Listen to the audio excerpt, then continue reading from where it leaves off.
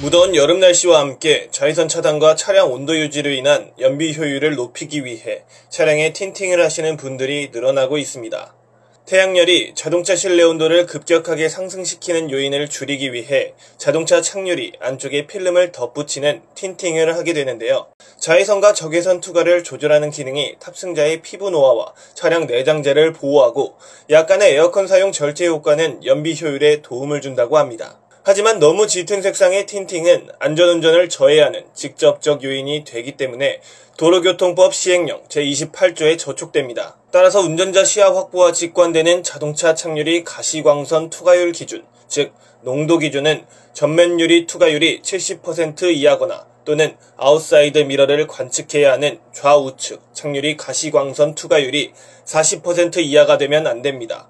필름 틴팅 추세는 승용차에서 승합차, 대형버스와 화물차에 이르는 상황이지만 개인 프라이버시를 앞세우는 대부분의 틴팅 차량들은 도로교통법이 정한 가시광선 투과율을 준수하지 않는 불법을 선호하는 추세인데요. 차 실내 확인이 불가능할 정도의 과도한 짙은 틴팅은 벗을 수 없는 대형 선글라스를 착용한 것과 같기 때문에 터널 진입과 비오는 밤 주행에 위험을 감수해야 하는 문제에 유사시는 비상탈출을 막는 장애 요인이 됩니다. 강화 안전유리 특성상 비상망치로 타격하는 순간 터져서 비산되고 상틀만 남아야 하지만 높은 장력의 틴팅 필름 소재는 깨진 유리를 점착시키는, 다시 말해 창틀에 고정시켜 탈출구를 막는 역할을 하게 됩니다. 창유리가 파열되는 내충격성은 최대 8배, 휘어지는 강도는 3배에서 5배가 높아진 강화유리에 고장력 필름을 붙이면 내충격성과 휘어지는 굽힘 강도는 상대적으로 더 높아지기 때문에 비상탈출은 물론 유독 가스와 불길이 치솟는 화재 상황에선 아주 위험한 요소가 될 수 있습니다. 지난해 10월 10명이 숨지고 20명의 사상자가 발생한 태화 관광 화재 사고에서 찾을 수 없었던 비상망치도 문제였지만 틴팅 필름 강도 때문에 당황한 위급 상황에서 더 깰 수 없었을 것으로 보는 전문가들도 적지 않아서 비교 실험을 해봤습니다. 틴팅을 한 버스 창유리와 창유리 강도를 비교하고 위급 상황 비상탈출에 도움되는 대형 강화 안전유리를 쉽게 깰 수 있는 방법을 소개하겠습니다. 네, 여기는 대형 버스 폐차장입니다. 요즘 틴팅들 많이 하시는데요. 틴팅을 하게 되면 유사시 탈출할 때 방해 요인이 될 수가 있습니다. 그래서 오늘 이렇게 틴팅을 한 창유리와 틴팅을 하지 않은 창유리의 강도를 직접 비교해 보겠습니다. 틴팅이 되어 있지 않은 일반 버스의 창유리를 가격해 보도록 하겠습니다.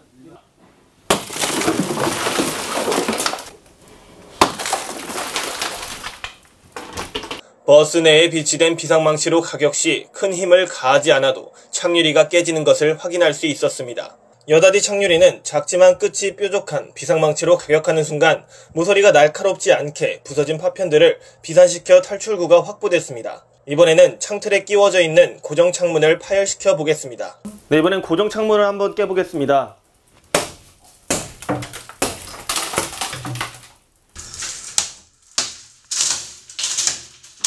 문틀이 없는 창유리는 비산된 데 반해 틀에 고정된 창유리는 구멍만 뚫릴 뿐 터져서 비산되지 않았는데요.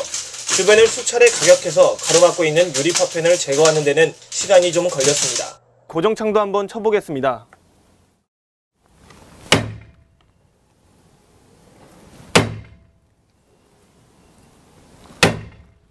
네, 고정창은 이렇게 가운데를 때려도 깨지지 않아서 취약 부위인 가장자리를 한번 쳐보겠습니다. 모서리 부분을 뾰족한 도구로 타격했을 때 파열되는 강화 안전 유리 취약점을 확인할 수 있었습니다. 틴팅이 된 창유리를 차량에 비치된 비상망치를 이용해 가격해 보도록 하겠습니다. 폐차된 버스 내에 비상용 망치가 비치되어 있었는데요. 보시다시피 손쉽게 꺼낼 수 없게 묶여 있었습니다. 틴팅을 안 한 창유리보다 강한 힘으로 가격해야 했는데요.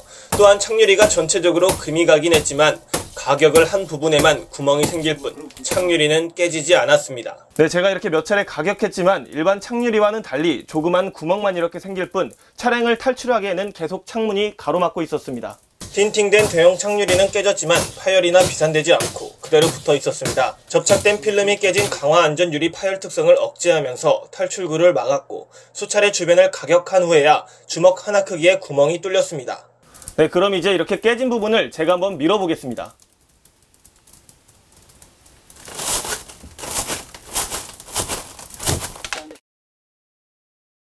네, 그럼 이제 발로 한번 밀어보도록 하겠습니다.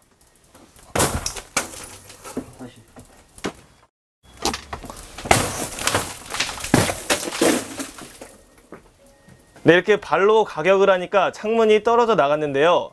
이렇게 건장한 남성이 발로 가격을 해야만 창문이 떨어져 나가는 걸 확인할 수 있었습니다. 발로 몇 차례 내치자 창틀에서 떨어져 나가 화재 같은 긴급 상황에서는 비상탈출구로 사용할 수 없다는 걸 확인할 수 있었습니다. 네, 그럼 이번에는 중앙 부분이 아닌 가장자리를 한번 가격해 보겠습니다. 일반 창유리에서는 아주 적은 힘으로 가격해도 창유리가 전체적으로 깨지지만 틴팅이 된 창유리는 가격한 부위에 구멍만 생길 뿐 창문이 깨지지 않았습니다.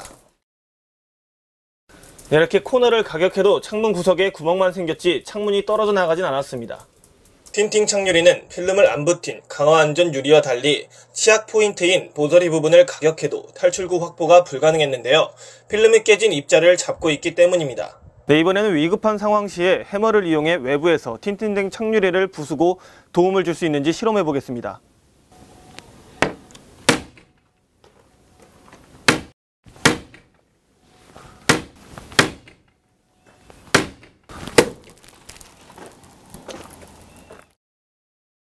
이렇게 10번 이상 가격을 하니까 틴팅된 창유리에 구멍이 생겼습니다.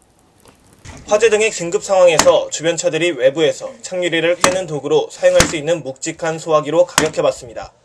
건장한 남성이 수차례 가격했지만 창유리는 깨지지 않고 오히려 소화기를 튕겨져 나가게 합니다. 결과적으로 끝이 뾰족하거나 뾰족한 모양의 도구가 아니면 창유리를 깰 수조차 없다는 것을 단편적으로 보여줬습니다. 이번 실험은 건장한 남성이 지상망치로 수차례 가격해서 구멍을 낸 후에 발로 차내야만 탈출할 수 있다는 필름 틴팅의 단점을 여실히 보여줬는데요. 이런 사실을 미뤄볼 때 필름 틴팅을 한 관광버스는 물론이고 어린이 통학 차량이 화재와 같은 사고에 당면할 경우 더더욱 창문 탈출이 어렵다는 것을 예상할 수 있었습니다. 올해 초 전남 광양에서 한 유치원생이 통학버스 안에 40분간 갇혀 위험한 상황이 있었고 작년에도 광주에서 어린아이가 8시간 동안 버스에 방치돼 의식불명을 한 사건이 있었습니다. 두 사건의 공통점은 짙은 틴팅으로 인해 차량 내부를 확인할 수 없어 외부에서 사고 발생 자체를 인지하기 어려웠다는 점인데요. 하지만 아이가 방치돼 있어도 틴팅으로 인해 차량 내부를 확인할 수 없다면 노약자나 어린아이의 힘으로는 팅팅된 창문을 파손시키기 힘들어 위험을 더하게 됩니다. 또한 호송 차량의 경우 호송자가 포승줄로 묶여있기 때문에 만약 화재 등 긴급 상황 발생 시 차량 유리에 틴팅이 돼 있다면 교도관의 도움이 없이는 탈출이 불가능합니다. 이미 시중에는 자외선을 차단하는 투명 유리가 출시되어 있지만 선호도가 높지 않은 편입니다. 바로 개인의 프라이버시를 보호하지 않는다는 이유 때문인데요. 규정에 어긋나는 짙은 틴팅은 다른 운전자를 방해할 뿐만 아니라 위급한 상황에서 혼란을 더 가중시키게 될 수 있습니다. 현장에서 교통뉴스 최준기입니다.